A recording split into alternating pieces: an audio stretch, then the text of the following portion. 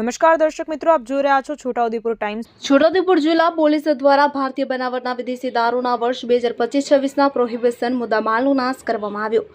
છોટાઉદેપુર જિલ્લા પોલીસ દ્વારા પ્રાપ્ત માહિતી અનુસાર સંદીપસિંહ પોલીસ મહાનિરીક્ષક વડોદરા વિભાગ, ઇમ્તિયાઝ શેખ પોલીસ અધિક્ષક છોટાઉદેપુર નાઓની સૂચના અનુસાર શ્રી હર્ષ શર્મા મદદનીશ પોલીસ અધિક્ષક બોડેલી ડિવિઝન તથા કે.એચ. સૂર્યવંશી નાયબ પોલીસ અધિક્ષક છોટાઉદેપુર ડિવિઝન તથા સુશ્રી મુસ્કાન ડાગર મદદનીશ કલેક્ટર છોટાઉદેપુર તથા સુશ્રી ભૂમિકા રાવ નાયબ કલેક્ટર અને એસડીએમ બોડેલી નાઓની અધ્યક્ષતા હેઠળ એમડી મસ્કે નશાબંધી અને આબકારી અધિકારી વિભાગ છોટાઉદેપુર તથા જિલ્લાના તમામ અમલદાર નાઓની હાજરીમાં છોટાઉદેપુર જિલ્લામાં વર્ષ 2025-26માં કરાલી, જેતપુર, પાવી, કદવાલ, છોટાઉદેપુર, જોજ, રંગપુર, પાનવડ, કંવાટ, બોડેલી, સંખેડા, નસવાડી મળી કુલ 11 પોલીસ સ્ટેશનમાં દાખલ થયેલા ભારતીય બનાવટના વિદેશી દારૂના કુલ કેસો 412ની અલગ અલગ પ્રકારની નાની મોટી બોટલો તથા બિયરો મળી કુલ નંગ 1,33,059 કુલ કિંમત ₹3,21,19,565ના